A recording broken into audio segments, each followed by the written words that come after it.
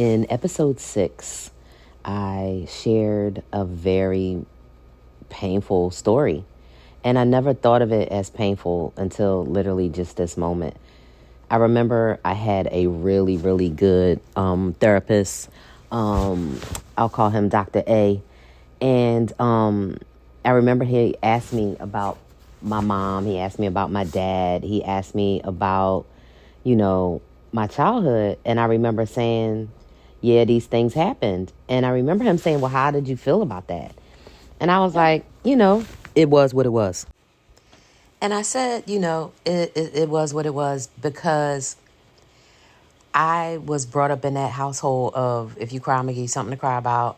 And then basically, if you complain about life, ain't nobody listening anyway.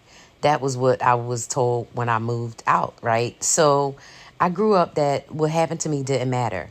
I knew it had an impact on me, but I know it didn't matter. So the first time I really had a therapist, really asked me about my parents and asked me about my mom and my dad, who was not there. I had a stepfather who came to the picture when I was about 8. I didn't realize how much, I had not just really admitted to myself, like, okay, the things that happened to me as a kid, they really impacted me because I wasn't allowed to even have any emotions over those things. I wasn't allowed to cry over those things. I could cry while I was getting a beating. I could have tears rolling down my eye if I got smacked in the face, but I wasn't allowed to emote. Other than a crying during a beating, I wasn't, and usually I would be screaming, no, stop, please.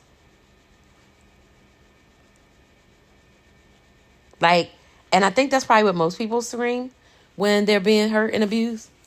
I think most of us probably scream, stop, help, please, no, right? If anybody can hear us, we scream and help. If somebody trained us to believe in God, we praying. Let me just tell you, if you grew up in a house and you grew up super religious and you believe there's a God who's looking down, doing this and this and that, listen, did that God that was looking down do anything while you was getting your ass beat? Did that God that was looking down do anything while you were getting assaulted or hurt in other ways by other people, especially your mother or somebody in your family that was supposed to love you? Where was this God at? There is no God. God is in your mind. Let this mind be in you, which is also in Christ Jesus. Let the same mind be in you, which is also in Christ Jesus. Christ is an allegory for your mind and the way you think. And the sooner people learn that, the way better they'll be. There was no real crucifixion. There was no virgin that had some miraculous birth. There was no woman that came out the rib of a man. It's all made up shit to keep us colonized and stuck. And that's managing your own radical change. This podcast is not about that. That's more like a very Vonda little outtake. But y'all need to recognize and y'all need to know, right, that there is no person in the sky, no heaven, no hell. None of that. All of that is in your mind. And what you believe in life is how you respond and how you act. And the powers that be, the capitalists out here, have got together and paid off all the religious people to keep y'all trapped and thinking in that same way. And it's unfortunate, but it's true. Even if you look at these so-called preachers and pastors, right? Whether you're looking at T.D. Jakes or whether you're looking at Joel Osteen or Paula White or Louis Farrakhan or any pastor out here, any mega pastor or pastor out here that been preaching for years and years, why is anybody following them?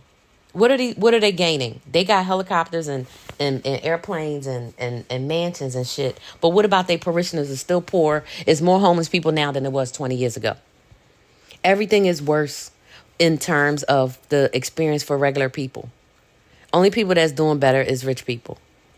And people that were already doing really good in capitalism because they were selling the rest of us out. So, not to get off on a tangent on religion, but that whole thing of like, if somebody is harming you and you're sitting around waiting for some kind of God, some kind of person, some kind of entity, some kind of something some kind of anyone to do anything for you, you're going to be waiting forever. Because what it boils down to is, number one, like I said in episode 6, we are not trained to deal with narcissism or even understand narcissistic abuse. We're trained to take on narcissistic abuse, including from our parents. So Dr. A was like, tell me about your childhood. And I told him, I used to get yelled at. I used to get screamed at. My mom let my stepfather abuse me because when I told her about it, she told me I was lying. Then she asked me in front of him. He said, no, she's lying. And then she married him the next day. Like, that was what it was. I used to barricade myself in my own room, put my bed in front of the door. I used to pee in those red Solo cups so I didn't have to go to the bathroom because that motherfucker would be waiting in the hall for me to grab me.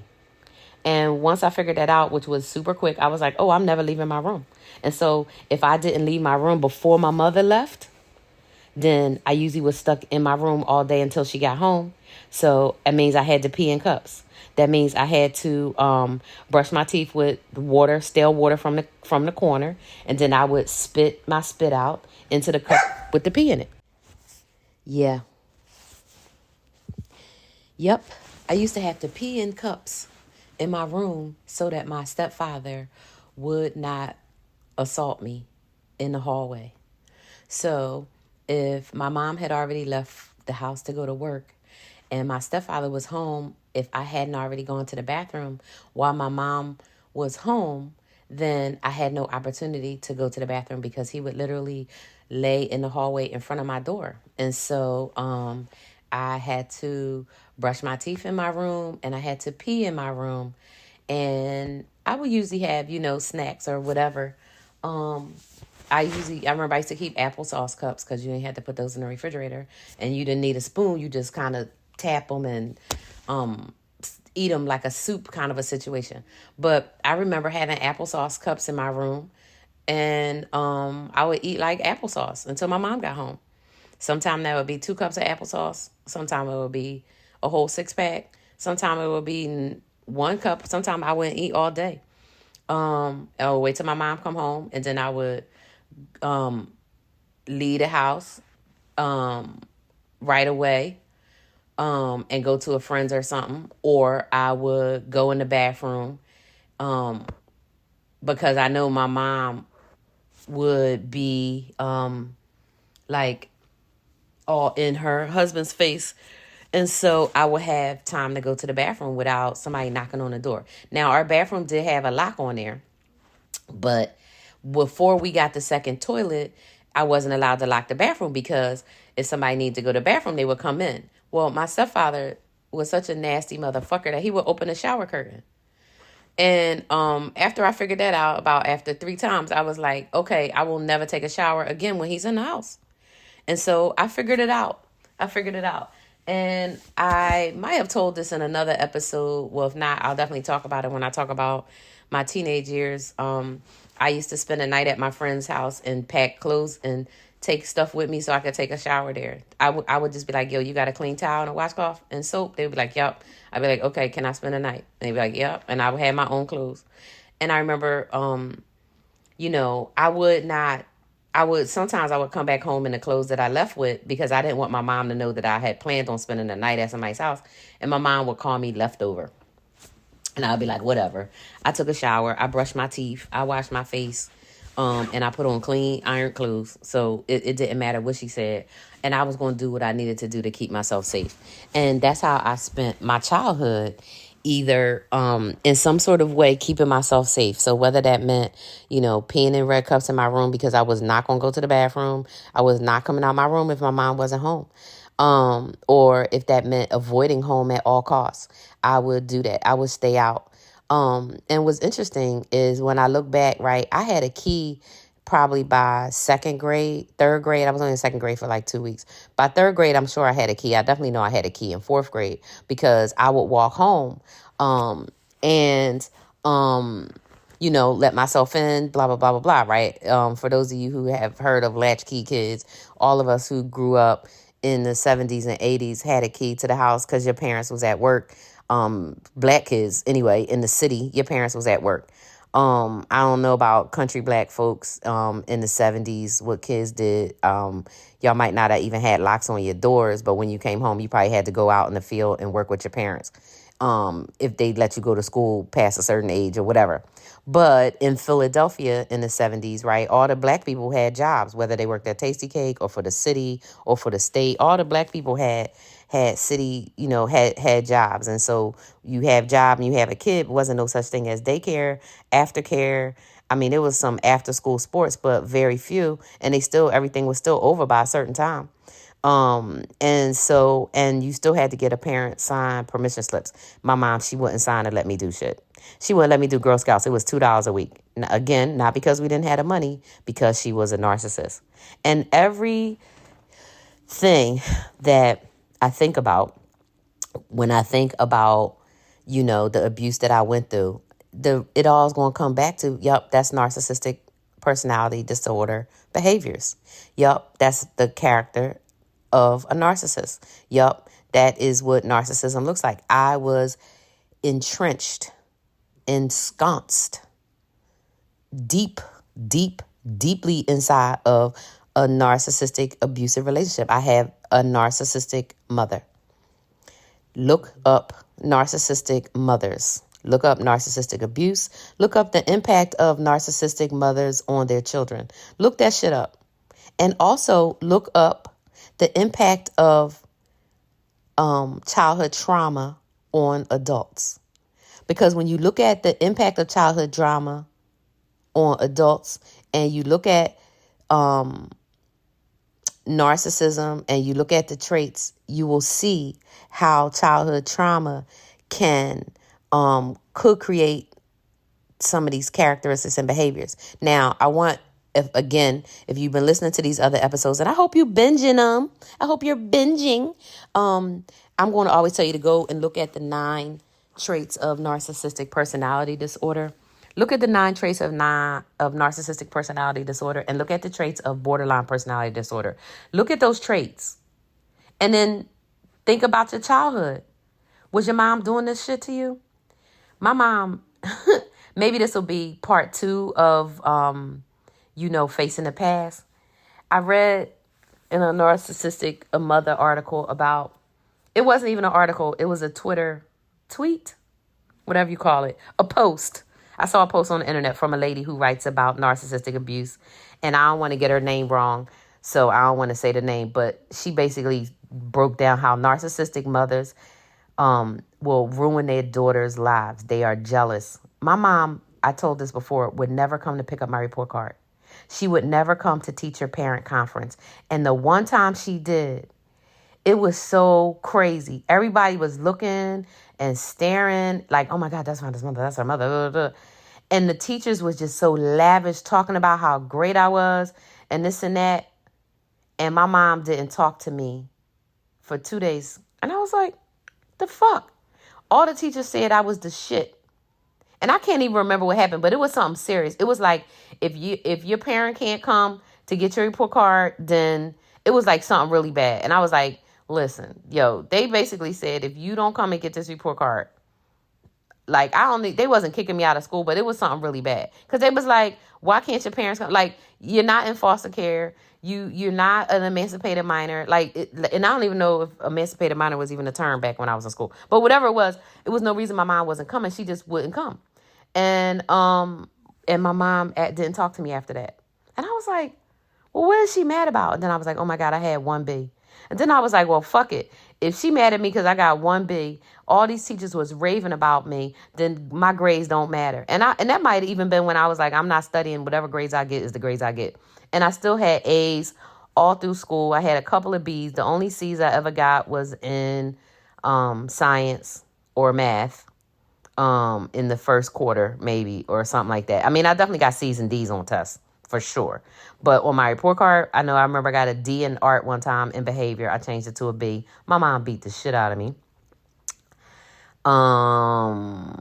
And that was the same year my period came on and my mom laughed. Like, it was crazy. It was crazy. There are so many ways that our past impacts us. And I was actually doing some research because one of the things, look, one thing about me is I'm always trying to, and this comes from being, a lot of it comes from like the way we grow up. And for me, it comes from being gaslit, right? And mean to doubt my reality. I'm always looking up shit. I'm always researching. I'm always double checking because I want to make sure that I'm not talking out my ass. I tell people all the time I was such a very heavily criticized and scrutinized and overly corrected kid that it really had an impact on, number one, I can take criticism. It's literally nothing you can't say to me that's not going to break me down and make me cry and lose my shit. Because number one, I know myself, I love myself, I trust myself. But besides that, the shit that my mom used to say to me as a kid is nothing worse that somebody who doesn't know you can say worse than the person who actually birthed you. Like, I'm 50% of her. And the shit she used to say to me now, looking back, I know she was saying that to herself. It was a lot of self-hate there. But back then I was like, this lady is telling me stuff about myself that's not true. And I don't know, like, like I don't know. But she's saying shit that ain't true. I'm not buying it. I'm not believing it. So if a stranger, like somebody on the internet, says something, or somebody that really doesn't know me at all says some shit to me that is harmful or hurtful, it's really not gonna bother me. Like, when I was working in corporate America, I remember these women, white women especially, trying to make me cry because they was just trying to berate me or whatever. And I would just sit there and look at them.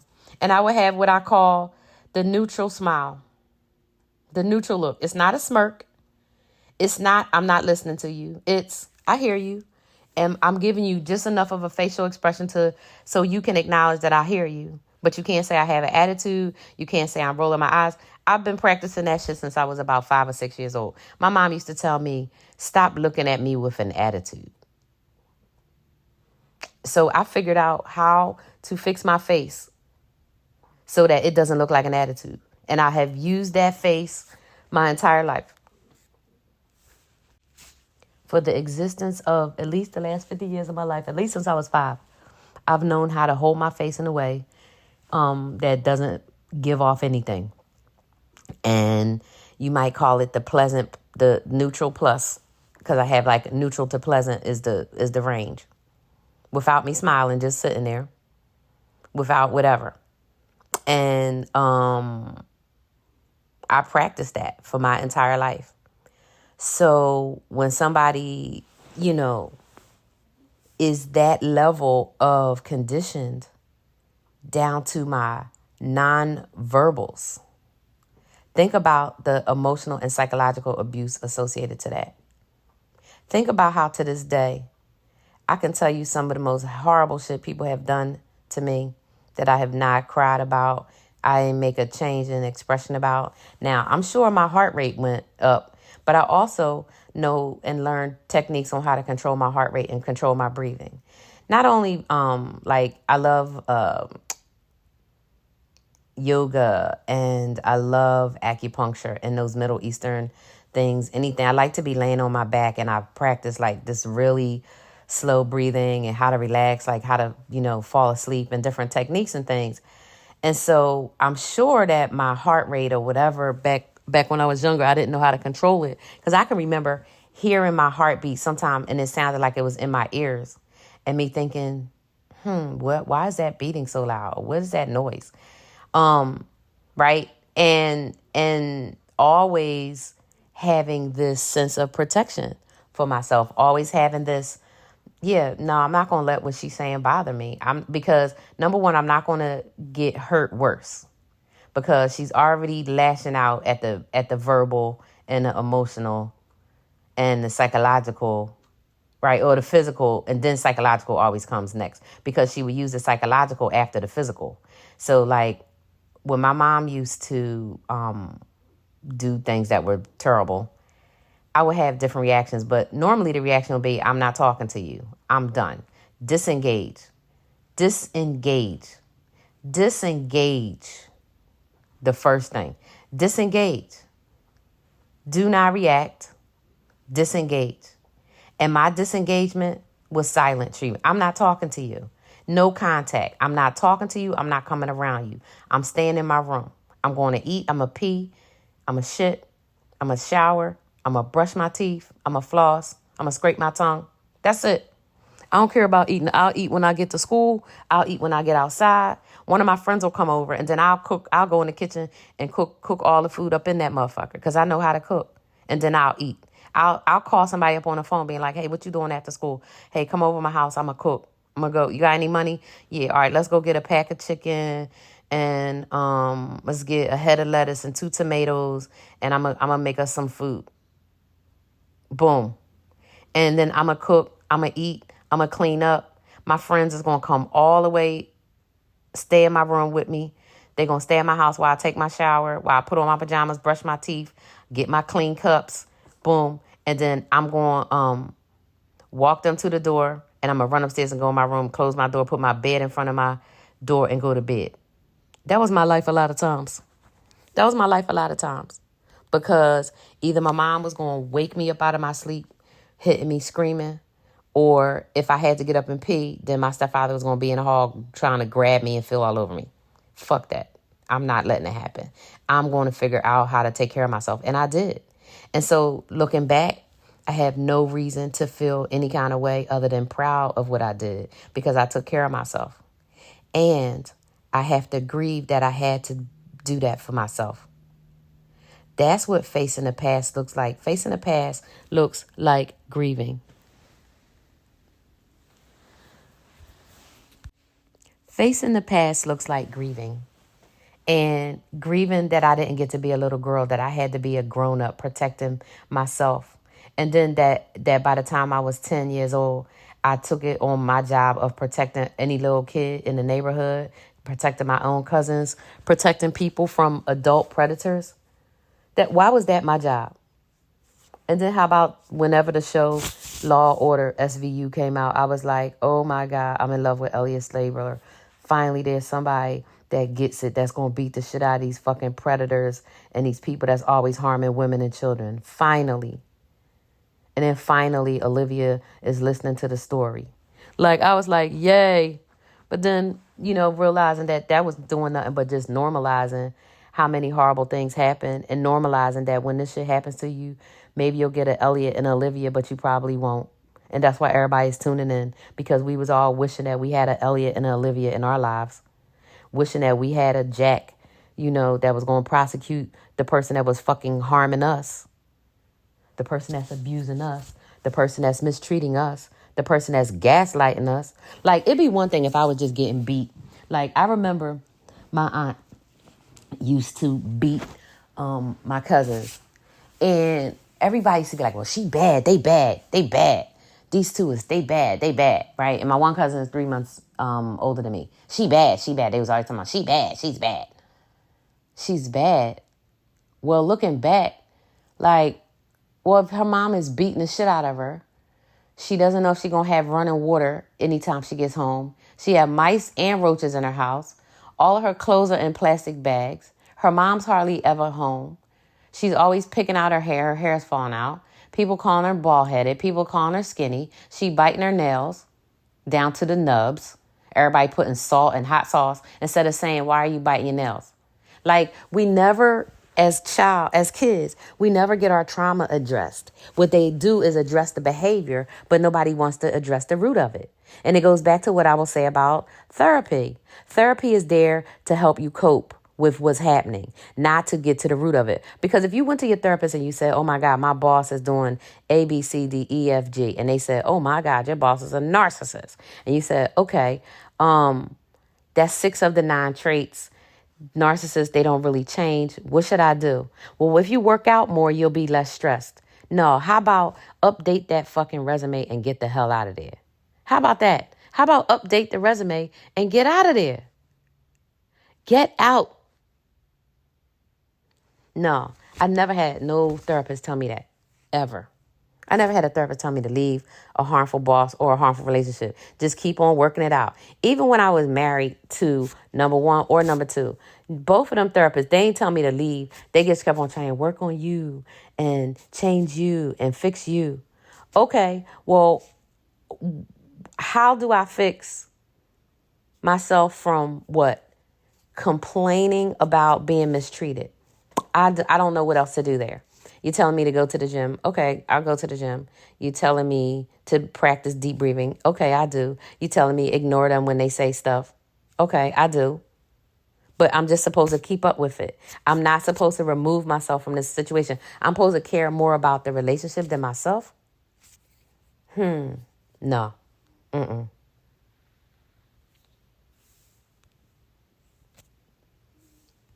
It is not going to work. It doesn't work for me. I don't allow myself to be mistreated. And that goes back to my whole 2-year threshold thing.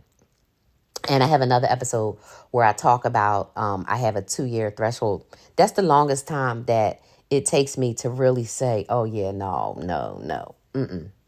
But that was before 2024. I know the signs of love bombing. I know the signs of love bombing. I know the signs of mirroring. I know the signs of triangulation. I know the signs of gaslighting. I know the signs of manipulation. I know the signs of lack of empathy. I know the signs of entitlement. I know grandiosity. I know what these things look like. And now I'm looking at it in such a different way. I remember when my grandmother died. My grandmother, I loved her so much. She meant everything to me. Because between my grandmother and my babysitter, Gaga, I had they went overtime trying to mother me to make up for what my mom didn't do. And it really made all the difference in my life. So did one of my aunts. She really did that for me too. And a couple of my other aunts did a little dips and dabs here and there, but it was my grandmother and my babysitter that did the most. And then my one aunt, comes in third place. And then I had my other aunts, they tried, but they tried out of narcissistic triangulation because they were narcissists. But then I had some cousins that were my grandmother's age and cousins that was my mom's age and others that really tried to lean in. But the way that all of them should have leaned in was by, telling my mom the way she was treating me was fucked up and by getting me out of there so that I didn't have to be mistreated like that. Because not only did my mom mistreat me, but she allowed her husband to mistreat me. And what that set up for me was a pattern of mistreatment being normalized. Now, I talked also about how in our society, because we're in a narcissistic society, narcissism is normalized, and the powerful narcissists in our society, the presidents of companies, the presidents of government, and blah, blah, blah, blah, blah, they get away with shit all the time. And we, as a society, we sit around and watch it. So when that then moves into our homes, the dads and the grandfathers and the priests and the teachers and the coaches and the doctors and the dentists and all of those men who harm other people, they get away with it because the men protect them. They all protect each other because they get to be in control of the system. And until the rest of us who are not in control of the system say that we don't like the system and the system is wrong, the same things are going to happen. We cannot change a narcissist. What we could do is detach from the narcissist. And I used to disengage from my mom by not talking to her. And what she would do eventually is have other people tell me that I am making her sick by not talking to her. Fuck what she did to make me not talk to her. Smack me in the face for nothing. She let my stepfather walk in front of me without clothes on. My mom did some horrible things as a mother. Horrible, horrible, horrible things. And the amount of times that she embarrassed me. I had a birthday party and she was supposed to mail them at the post office and she never did. And so nobody came to my birthday party. And she thought that was funny. I can just tell you time after time after time after time after time after time. My mom did so many harmful things to me on purpose and then laughed about it. And then when I didn't talk to her about it, or when I didn't have anything to say and I wasn't acting like the good little kid, people in my family would just say, well, you know how your mom is. And then they would tell me, well, you know, you made her get asthma. She had an asthma attack because she was so stressed out. Well, fuck her. She shouldn't have did what she did. Why isn't anybody seeing that? And that's where the no contact piece comes in for me, really, with my family, is because y'all saw all this shit happening to me my entire life, and y'all gaslit me, y'all triangulated, y'all allowed it to continue. I remember running away to different aunts' houses and them calling my mom, yeah, she's here. Why do you think I left? Why do you think I left? You think I left because my mom, wanted to take me on a picnic? You think I left because I got to listen to the record player that I was listening to? Why do you think I left for no reason? I left because I'm being harmed up in this motherfucker and I want to escape. I left because I have drapetomania. I don't want to be a slave. Somebody just using me to hurt me because they can, to use me as a tool for whatever it is, their rage, their laziness / entitlement. But everything with a narcissist is transactional. You are a tool to them. You are a hammer, a wrench. You're a fan when they hot. You're an air conditioner, or an air conditioner when they hot, right? You're a heater when they cold. You food when they hungry. You're water when they thirsty. You are feeling good feelings when they feeling like shit. You are a tool to them from the very earliest times. And from the time my mom, felt like whatever, she couldn't handle me or whatever, I wasn't the type of tool that she wanted. So she turned me into the tool that she wanted. She turned me into her miniature little slave person that did all the housework and took all of her bullshit. You don't have to take nobody's bullshit. When you're a kid, you might have to. But once you grow up, you don't have to. This is why all these people are no contact with their family. I want all of y'all out here to be like, oh my God, I would never go no contact with my family. Oh my God, I would never do that. I could never go no contact. Okay, I bet you're in a narcissistic abuse family and you're one of the fucking narcs in that bitch. Or you're one of the flying monkeys in that motherfucker that is slightly narcissistic. Maybe you don't have 6 out of the 9 traits. Maybe you got 3 of them and you're sympathetic to the narc. Because narcs don't narc alone. Narcs narc because they are enabled. And that's why the disengagement is the first piece. When you are in a relationship with a narc and you realize you're being abused, you got to disengage with them. That's why I didn't become much more damaged as a human being. That's why I didn't become like my mom. Is because I disengaged from that shit. I did not let her gaslight me. I didn't let her gaslight me. And when I saw Mommy Dearest, I was like, that is my mom. My mom is exactly like that. She's exactly like Mommy Dearest. It's all these rules. It's all this manipulation. She's exactly like that. And everybody in my family knew it. And my grandfather, he thought it was funny. Well, that's because his ass was a narcissist. And then when the Penny episode of Good Times came on, watch the Penny child abuse episode of Good Times. I watched that with my family and I was like, y'all let that happen to me. And everybody was like, whatever. Nobody gave a shit. And my mom laughed. I remember when I had shared some of my abuse stories with my first husband and our counselor at the time, who was our pastor at the church. And then I remember my ex-husband using exactly what I told him word for word in front of Pastor Jones when my mom wouldn't come get me when he threatened me. After a whole 12 hours of sleep deprivation and hollering and screaming and emotional abuse and, throwing shit at me and all of that. Because he was good with the sleep deprivation. Both of the ex-husbands was good with that. If somebody's sleep depriving you, they abusing you. FYI. That's emotional and physical and psychological abuse. Because when you sleep deprived, you can't make good decisions. I remember being so tired, I fell asleep, like driving to 30th Street Station, which was like it was like a 5-minute drive. And I remember sitting at the light and I put my head down. And said, just doze for a second.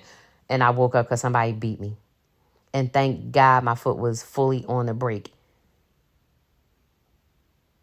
So, and I've dozed off a couple times driving, and I remember thinking, oh my God, like a couple of times. So, and that was from being purposely sleep deprived. So, facing the past ain't no fun. Ain't no fun, but it's necessary. It's necessary. It's a part of healing. And I want to tell you, if you want help with healing, healing is your first job, is a downloadable journal that I created in 2023. It is available on my Stand store. Go get it. You can also download the Leaders Learn Radical Change app, the Radical Change app, and message me journal. I'll send it to you if you download the app and message me. But start journaling and start unpacking your pain. Face the past so you can forge the future that you want. This is how I manage my own radical change. I don't let anybody or any circumstances tell me about the future. I decide the future. I decide the future. I have a narc-free life. I'm in a narc-free zone. And if some narcs come up close and personal to me, I'm going to see them. And I'm going to know to become a gray rock right there and then fizzle out, disengage all the way. Gray rock and disengage. So as always, I want to encourage you, please do some homework. Please do some research.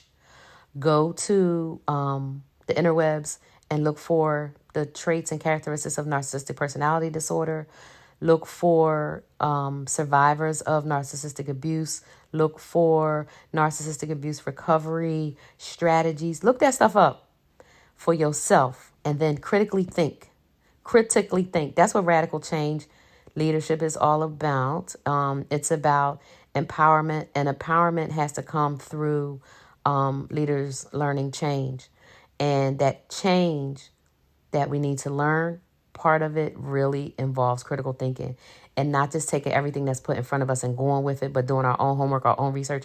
I do that all the time. That's why I'm just getting to this point of this specific podcast about narcissistic abuse recovery, is because I was doing research on other stuff. I was researching the symptoms and I wasn't researching the cause. I was researching the symptoms and I wasn't researching the cause. Research the symptoms, but research the cause. The cause, you'll find the cause when you face your past. Thanks so much for joining another episode of Managing My Own Radical Change from Trauma to Transformation. Because that's what it's about, is transforming into the person that you want to be. Transforming into the best version of you. The best version of me. Oh my God, I see her. I see her. And I love, trust, and know her even better than this version of me right now. And that's what I wish for all of y'all. Hey, I'll see you next time. Thanks so much for joining me.